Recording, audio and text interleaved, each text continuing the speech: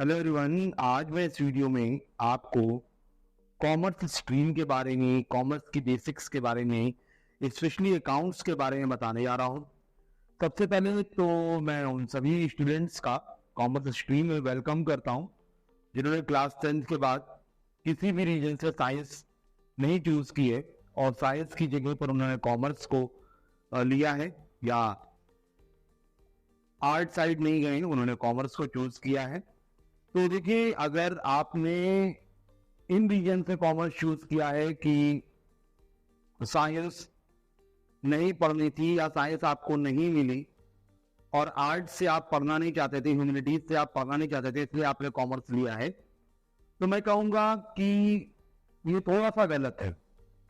बल्कि उन बच्चों ने जिन्होंने स्पेशली पहले से क्लास 10 से डिसाइड कर रखा था कि मुझे कॉमर्स लेना है, उनकी कोई रीजन थे कॉमर्स लेने के, इनको उनका फ्यूचर बिजनेस करना है या कुछ ऐसा उन्हें लगा कि मुझे कॉमर्स पढ़ना, उनकी खुद से इच्छा थी, तो वो बेटर है अकॉर्डिंग टू उनकी जिन्होंने किसी मजबूरी में आकर के कॉमर्स ले ली है। लेकिन चलिए, अगर आपने कॉमर्स ले लिया है तो कोई गलत नहीं किया है। बहुत ही अच्छा सब्जेक्ट है कॉमर्स, बहुत ही यूनिक है। आप जब इसको पढ़ेंगे, इसके बारे में जानेंगे, धीरे धीरे मैं अभी क्या कह दूं एक वर्ड में, लेकिन धीरे धीरे इसके बारे में जानेंगे। कॉमर्स को जब फील्ड के साथ पढ़ेंगे, जैसे जब साइंस पढ़ते हैं ना, तो साइंस हम फील्ड के साथ पढ़ते हैं, तो हम एक्सपेरिमेंट करते हैं, कुछ नई चीजों का इनोवेशन करते हैं। तो ऐसे ही कॉमर्स को जब आप फील्ड के साथ पढ़ेंगे ना, तो बहुत सी नई चीजें आप सीखेंगे, बहुत सी नई चीजें आपको आएंगी। तब फिर आपको बेटर समझ में आएगा कि कॉमर्स हमने लिया और हमने अच्छा किया। सारे से जो बेटर है, बट कॉमर्स एक सेकेंड ऑप्शन नहीं है कि आपको मैथ्स नहीं मिला या आपको आर्ट्स नहीं पढ़नी है तो आपने कॉमर्स ले लिया। कॉमर्स एक बेस्ट ऑप्शन है, कॉमर्स सेकेंड ऑप्शन नहीं है, कॉमर्स एक बेस्ट ऑप्शन है आपके लिए अगर आप कॉमर्स को अच्छे से पढ़ते हैं। तो मैं किसी भी सब्जेक्ट को कम नहीं कह रहा। तो पहले तो माइंड सेट करिए कि अगर आपने कॉमर्स ये सोच कर लिया है कि यार हमें मैथ्स मिली नहीं, आर्ट पढ़ना नहीं था, आर्ट से पढ़ लेते तो मेरी रेपुटेशन डाउन हो जाती, तो ऐसा कुछ नहीं है। सारे सब्जेक्ट की अपनी एक वैल्यू है, सारे सब्जेक्ट की अपनी एक फील्ड है। जब उस स्पेसिफिक फील्ड में आप चले जाते तो शायद आपको आर्ट के साथ भी ये चीज फेस ना करनी पड़ती। बहुत से बच्चे हैं जिन्होंने ह्यूमैनिटीज ले रखा है और ISPCS लेवल की प्रिपरेशन की है और एक अच्छी पोस्ट पर हैं।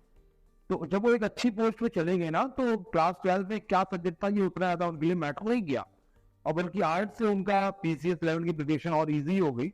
ये कॉमर्स जितना आप समझते हैं इजी, उतना इजी नहीं है। कॉमर्स एक इंटरेस्टिंग सब्जेक्ट है, कॉमर्स एक अच्छा सब्जेक्ट है, कॉमर्स एक नया सब्जेक्ट है जो आपने इधर उधर से सुन रखा है। उसके बारे में बिजनेस जानते हो आप, सेल और परचेज जानते हो, इनकम एंड एक्सपेंस जानते हो, प्रॉफिट एंड लॉस जानते हो, बहुत सी चीजें जानते हो, लेकिन उन सबको इंक्लूड करके अब आप स्पेशली कॉमर्स पढ़ने जा रहे हो, मतलब कॉमर्स एक एज अ सब्जेक्ट पढ़ने जा रहे हो, कॉमर्स की डीपली नॉलेज लेने जा रहे हो।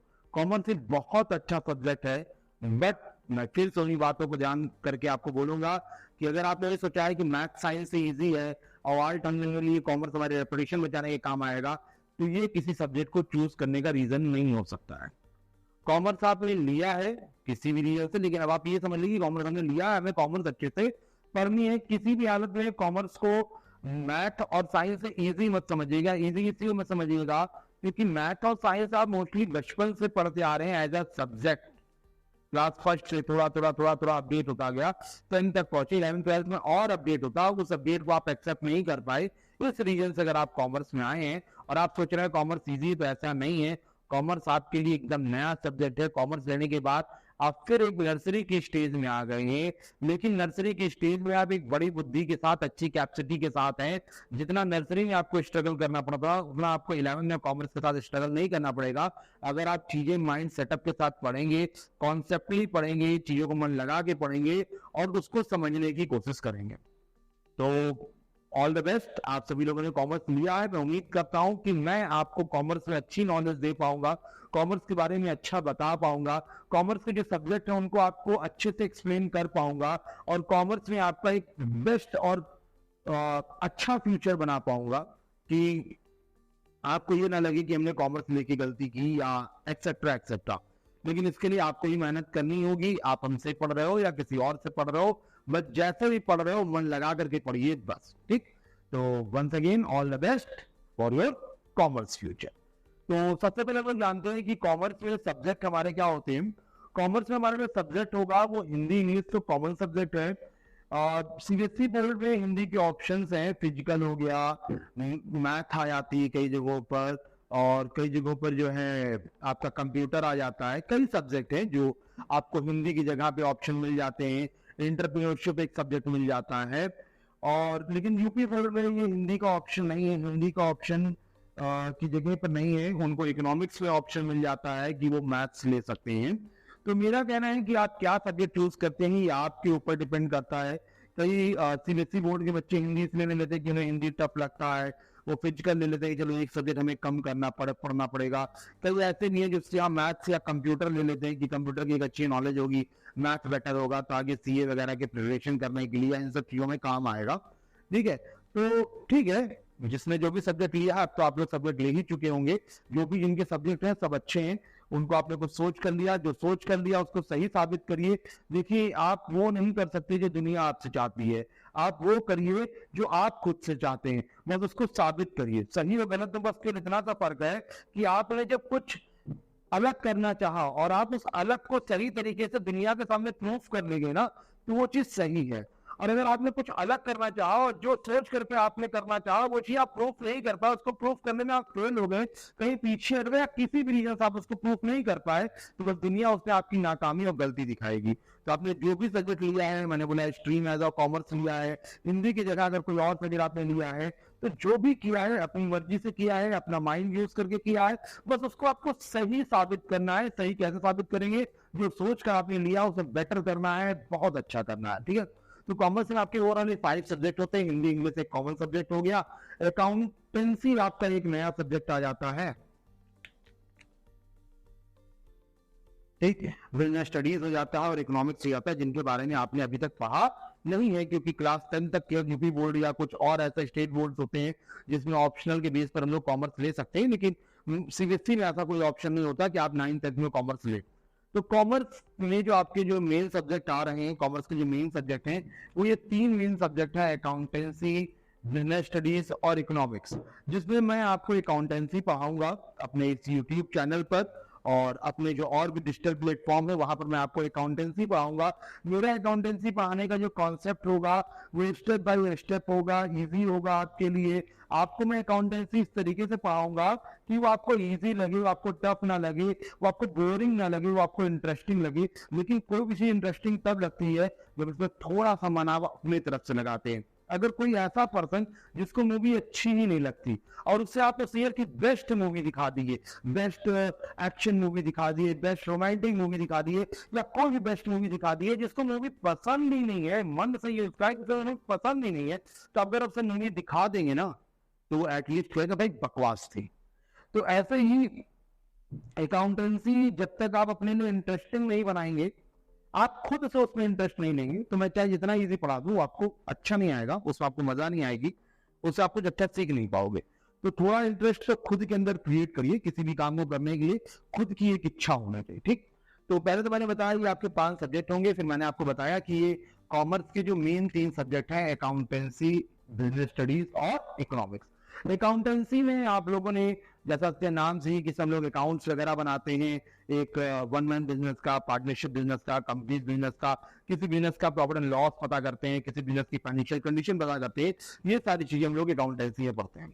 बिजनेस स्टडीज क्या है? बिजनेस स्टडीज है बिजनेस के, किसी बिजनेस को करने के लिए जो कॉन्सेप्टली एक थ्योरी है कि हमारे बिजनेस में ही होना चाहिए, ऐसे मैनेजमेंट होना चाहिए, ऐसे हमें कस्टमर से डील करना है, ऐसे हमें सप्लायर से डील करना है, इस तरीके से हमें अपने बिजनेस को मैनेज करना है, ये सारी चीजें आप बिजनेस स्टडीज में पढ़ेंगे। इकोनॉमिक्स डायरेक्ट में आप जानते होंगे, इकोनॉमिक्स एक इन शॉर्ट हम ये कह सकते हैं, जब आपकी डिमांड अनलिमिटेड हो, मतलब आपको चाहिए वो चीज की कोई लिमिट ना हो, आपको बहुत सी चीजें चाहिए लेकिन आपका रिसोर्सेज बहुत कम है, मतलब आपकी जो डिमांड है बहुत ज्यादा, आपकी इनकम बहुत कम है, तो उस कम इनकम में अपनी सारी डिमांड्स को कैसे कंप्लीट करें, अपनी डिमांड और रिसोर्सेज में अपनी डिमांड और सप्लाई में कैसे हम मैनेज करें, कैसे हम अपने आप को इकोनॉमिकल ले चले कि हम कम से कम रिसोर्सेज में अच्छा सा अच्छा बेनिफिट गेन कर सके। जैसे एग्जाम में नहीं होता कि कम से कम टाइम में अच्छे से अच्छे नंबर स्कोर कर सके, वैसे बिजनेस में ही कम से कम रिसोर्सेज का यूज करते हुए बिजनेस को कैसे ज्यादा से ज्यादा प्रॉफिट दिला सके, कैसे बिजनेस को अच्छे से चला सके, कैसे इकोनॉमिकल हम खुद को कंट्रोल रख सके, ये तो हम लोग इकोनॉमिक्स में पढ़ेंगे। तो चलिए, अब सब्जेक्ट आप जान गए। अकाउंटेंसी के बारे में मैंने थोड़ा बता दिया। देखिए, एक बार में सारी चीजें नहीं बताई जा सकती है, धीरे धीरे मैं आपको अकाउंटेंसी के बारे में और बताऊंगा, आप डीपली जानते जाएंगे। बिजनेस स्टडीज और इकोनॉमिक्स ही आप पढ़िए, मन लगा करके अपनी बुक से पढ़िए, किसी अच्छे टीचर से पढ़िए, जैसे भी आपको हो जाए। वैसे सेल्फ स्टडी भी बहुत ज्यादा इंपॉर्टेंट होती है बिजनेस स्टडीज और इकोनॉमिक्स के लिए, क्योंकि थियोरेटिकल सब्जेक्ट है। पहले कुछ चीजें आप खुद से पढ़ के समझिए। कुछ इकोनॉमिक्स में थोड़ा बहुत न्यूमेरिकल भी है, थोड़े बहुत मतलब अच्छे न्यूमेरिकल है, स्टैट्स वगैरह आ जाता है, तो थोड़ा सा आप जब खुद से पढ़ेंगे तब ये चीजें आपके लिए बेटर हो जाएंगी। अकाउंटेंसी में आपको पढ़ाऊंगा। चलिए, फिर सबसे पहले बात आती है कि हम लोग जो है कॉमर्स स्ट्रीम से पढ़ रहे हैं, तो कॉमर्स क्या होता है, व्हाट इज कॉमर्स। इसकी मैंने दो डिफिनेशन लिख रखी है। एक डिफिनेशन के बगल मैंने लिख रखा है सेल्फ, मतलब ये मेरी डिफिनेशन है, इसमें थोड़े से वर्ड इधर उधर चीजें हो सकती हैं, मैं कोई ऑथर नहीं हूँ, ये मेरा पॉइंट ऑफ व्यू था, मैंने उसको लिख दिया है। हम पहले इस डिफिनेशन को बताएंगे, तो जो बुक्स में जनरल डिफिनेशन दिए थे उसको मैं आपको एक्सप्लेन करूंगा। जैसा कि मैंने आपको कॉमर्स स्ट्रीम के बारे में बताया, कॉमर्स के सब्जेक्ट्स कौन कौन से हैं उनके बारे में बताया, फिर मैं आपको बताने जा रहा हूँ कि आखिर कॉमर्स है क्या। जैसे कि आपने लिखा है व्हाट इज कॉमर्स, कॉमर्स क्या है, तो कॉमर्स को लेकर के मैंने यहाँ पर दो डेफिनेशन दी है आपको।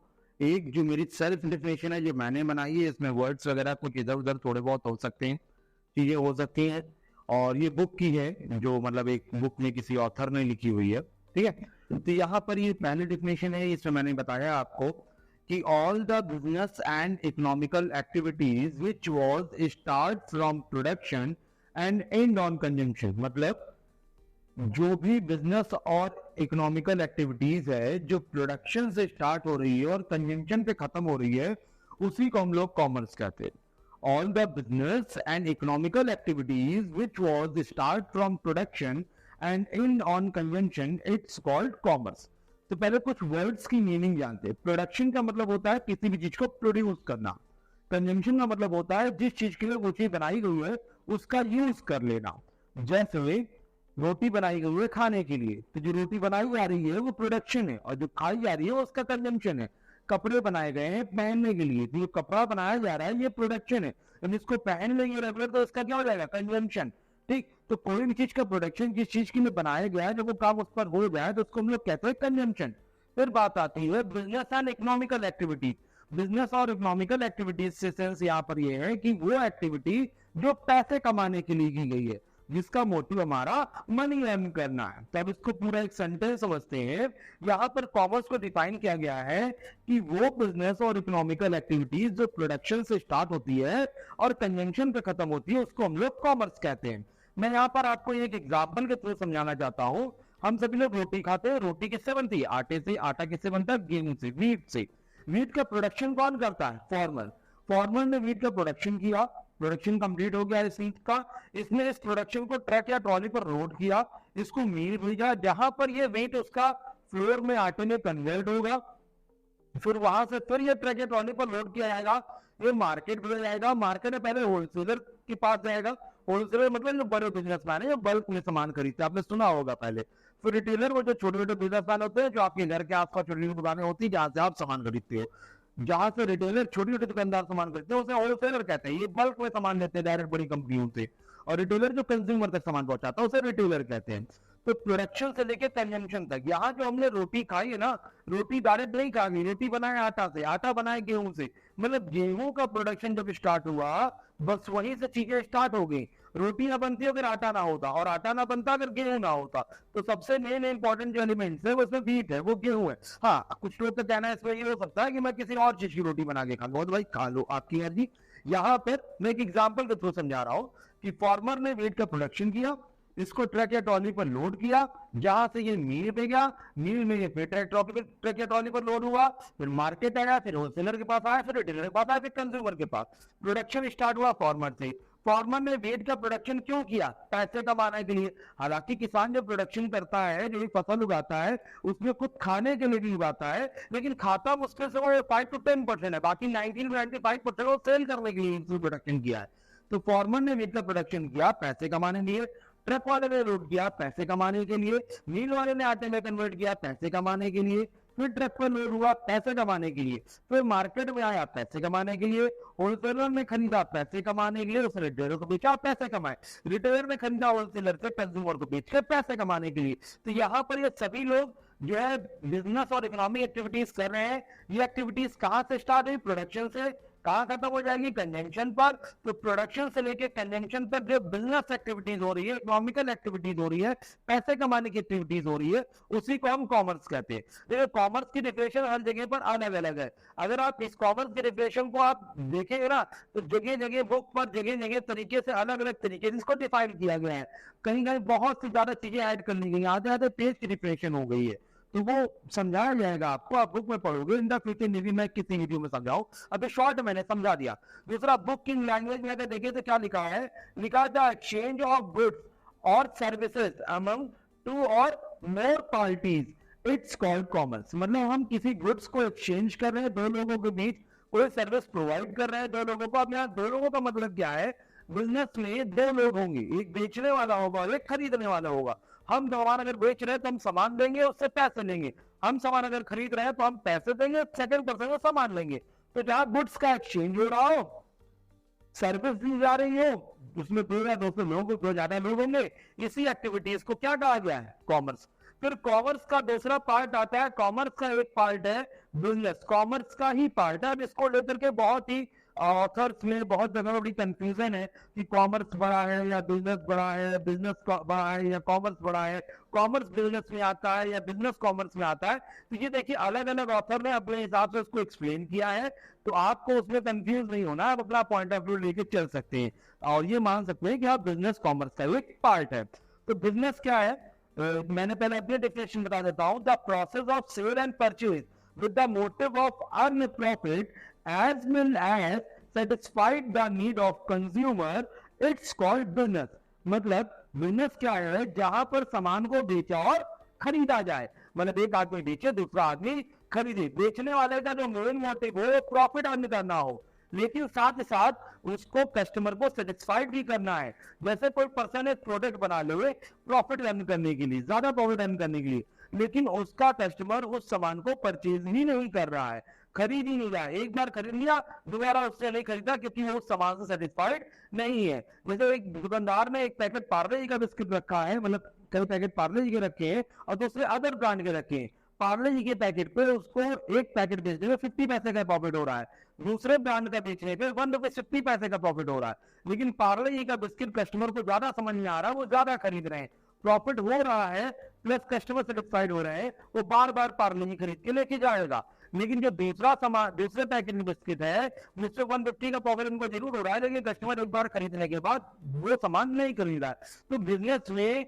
प्रॉफिट जितना इंपॉर्टेंट रखता है, और उससे कई ज्यादा इंपॉर्टेंट ये बात भी रखती है कि हमारे कंज्यूमर की नीड जो है वो सेटिस्फाइड होना चाहिए। ये कंज्यूमर हमारे यहाँ से सामान जो खरीद रहा है वो हमें प्रॉफिट देने के लिए नहीं खरीद रहा है, वो अपने नीड सेटिस्फेक्शन के लिए खरीद रहा है। उसकी नीड फुलफिल हो गई तभी वो दोबारा हमारे यहाँ से वो सामान खरीदेगा, नहीं वो दोबारा हमारी दुकान की तरफ देखेगा भी नहीं। तो यहाँ पर the process of sale and purchase with the motive of earn profit as well as satisfied the need of consumer, it's called business.